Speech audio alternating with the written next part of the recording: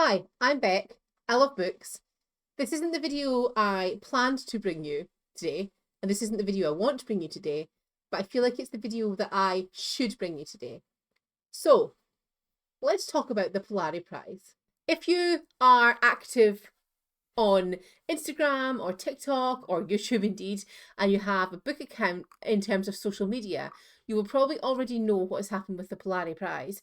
But whether you do or whether you don't, let's have a talk about it anyway. So, John Boyney has been nominated for an award in the Polari Prize this year. If you don't know what the Polari Prize is, it markets itself as the UK's only prize for LGBTQ plus voices. It prides itself on being inclusive and uplifting voices that maybe are not traditionally uplifted, especially in awards. And John Boyney has been nominated, he's been longlisted for an award. There are issues with him and his writing in many ways, but let's focus on why this is such a problem based on his transphobia for today's video. He has very recently openly supported J.K. Rowling, stating, "As a fellow TERF, I stand 4 square behind her." So he's a self-proclaimed TERF. Now, he has been aphobic, biphobic. There have been issues with, he's written novels that have been transphobic, but he's never openly coined himself as a TERF before and proudly used this term. So this is quite a recent addition. Not that recent, but fairly recent from him. Also, in the UK particularly at the moment, J.K. Rowling has publicly stated that proceeds of her books will go to fund her anti-trans agenda. An agenda which, in April this year, as many of you will sadly know, helped to fund a Supreme Court injunction specifically stating that gender is defined by biological sex. And this shook the trans and LGBTQ plus and indeed wider community in general in the UK and worldwide.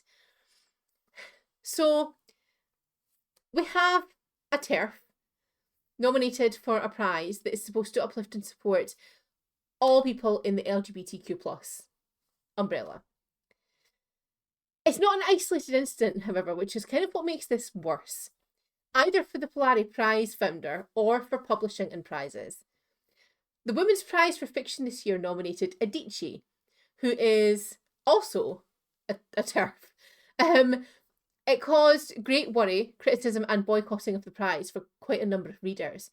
However, to the best of my knowledge with the Women's Prize, there were no writers or judges that made any statements about it. Everybody in publishing stayed very, very quiet about Adichie. She wasn't on the shortlist and it all just seemed to disappear, leaving many of us feeling long-lasting betrayal. In terms of the founder, the Polari Prize founder signed an open letter a decade ago that created uproar at the time as it challenged Stonewall and their pro-trans stance. Many people thought that as Polari was so uplifting of people who represented the whole LGBTQ plus umbrella, that the founder's personal agency on the issue wasn't necessarily reflected in the Polari Salon and Prize. So it wasn't an isolated incident for prizes or for the founder. The sort of, I guess, backlash started with the initial post.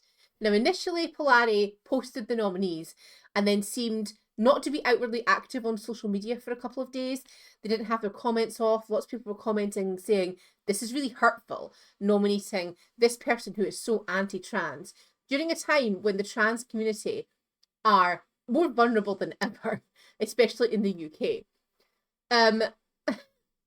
But they were actually active on social media because there was a literary agency that asked to be removed as a sponsor from their bio when this was announced.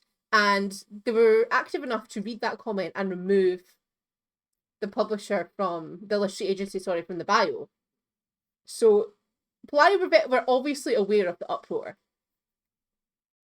I think something that I have found myself having to face up to is, why was there so much uproar for this, quite rightly, and not for the Women's Prize? I think that I have come up with at least 4 reasons for this. I think firstly, obviously, the prize is for writers from the LGBTQ plus umbrella. It is definitely supposed to uplift these people in particular, and it is the group most affected by the inclusion of someone so damaging. So it makes sense that it would hit harder, sadly. I think secondly as well, the trans community online since the Women's Prize, they have had to be very outspoken in the literary world due to the publishing of 3 Harry Potter fan fictions. And this is a fight that, sadly, the community are well versed in. And so this just feels like another thing coming for trans community, the wider LGBTQ plus community, non-binary people. It's just another thing coming. It's almost like something added to an existing online fight. In real life as well, but obviously this is all online discourse. I think it has to be also a little bit to do with privilege.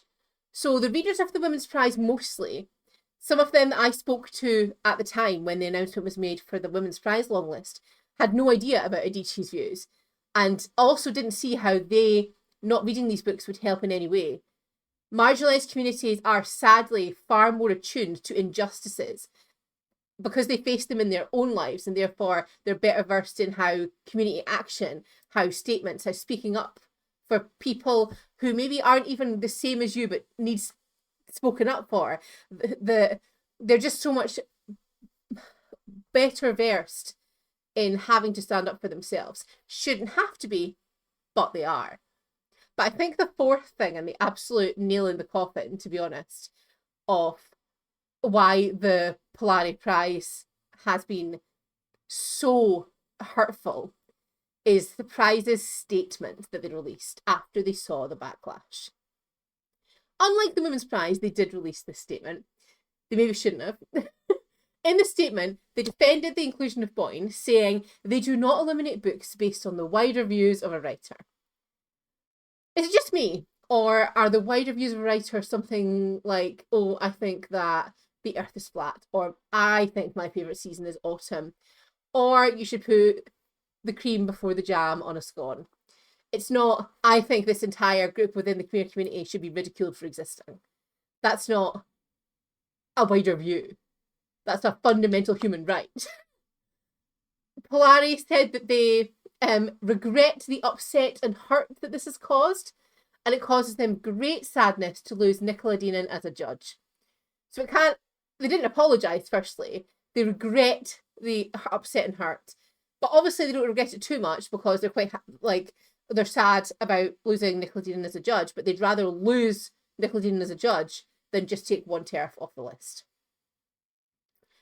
They can't really regret their upset if they'd rather platform a self-proclaimed TERF than lose a really well thought of literary judge. They minimalised Boyne's comments and actions as radically different positions on substantive issues.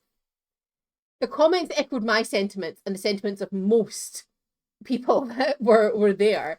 Trans people are not an issue, they are people.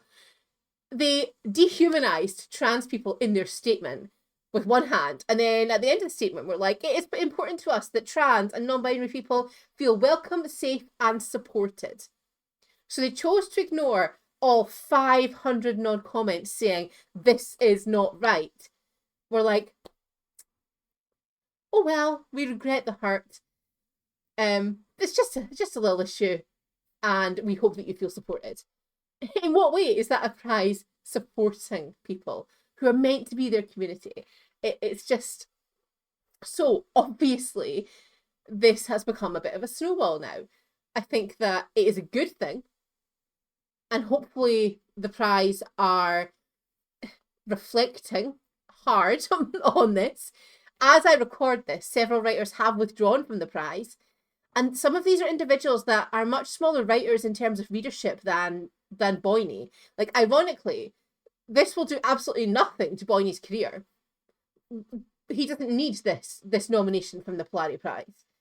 They could easily have not included him when the jury were sitting choosing their books, and platformed somebody who had a much smaller readership.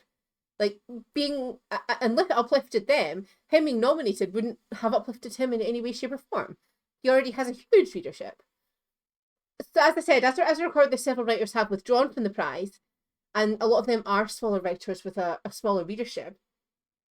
This prize could have made such a difference in their careers, but people taking the choice to end their association with the prize shows you how destructive this is, how damaging this is to trans individuals, non-binary individuals, and people within the LGBTQ community. I think that people who really feel connected to the community, it's very much, if you're coming for our trans brothers, sisters, you're coming for us too. It's a all together thing. It's a big community thing. And I don't think Polari, who are an LGBTQ plus prize, should be surprised about that. There has been also a communal statement, an open letter that I saw shared by Emily Buchanan. If you're a published writer, editor, bookseller or publisher, you can sign it. And I'll read it to you now. It's an author statement on the Polari Prize long list. It says, "We are writers, editors, publishers and booksellers who stand in solidarity with the trans community. We are profoundly disappointed by the Polari Prize's decision to include John Boyney on the long list for this year's Polari Book Prize. The prize, in its own words, was founded on principles of diversity and inclusion. In a statement published on Instagram this week, it reasserted its commitment to supporting trans rights and amplifying trans voices. John Boyney has publicly and unequivocally associated himself with trans exclusionary state sentiments, most recently describing himself as a fellow TERF in an article for the Irish Independent. Mr. Boyney's public statements on trans rights and identity are incompatible with the LGBTQ plus community's most basic standards of inclusion. Trans people's existence and their rights to live full public lives as they choose are matters of fact, not questions for debate. In any year, the decision to include Mr. Boyney on the long list would be, in our view, inappropriate and hurtful to the wider community of LGBTQ plus readers and writers. That the decision has been made this year in the context of rising anti-trans hatred and systematic exclusion of trans people from public life in the UK and across the world is inexcusable. We stand in solidarity with Nicola Dinan, a former winner of the Polari First Book Prize and judge for this year's First Book Prize, who has resigned from the jury. We also offer our solidarity to the other writers on the long list whose work doesn't deserve to be overshadowed by this decision. We believe in the celebration of LGBTQ plus voices in literary publishing. We want there to be a literary prize that recognises the vital importance of queer and trans stories. That's why we're calling on the Polari Prize to formally remove Mr. Boyney from the long list, to restore the integrity of this prize as a safe, inclusive and celebratory space for the LGBTQ plus community." So that letter, obviously the aim is to have Boyney removed from the prize long list. So my question is that enough? Where do we go from here? It was so much more than a prize for the community. It had a podcast, it did events, it offered writing starters. I can't see a way forward for this prize to retain its integrity unless the founder resigns and it becomes a community-run project. It's lost its merit now for many queer readers. I read the Polari Prize list every year. I lead a group who reads it. We're not interested at all in reading it today. And is that fundamentally unfair to the other writers that have been nominated? Absolutely. We will seek some of these writers out ourselves, but it's not an issue that we have caused. It's an issue that the Polari Prize have caused. My hope is that another LGBTQ plus prize will come into fruition. I hope that it will become perhaps a community-run project instead. I would like to know what you think the way forward is for Polari, or for the writers who have been nominated and have sadly had such a tremendous achievement tarnished by the inclusion of Boyney. If you made it this far, thank you so much for watching. Please consider subscribing and I'll see you in the next video. Bye.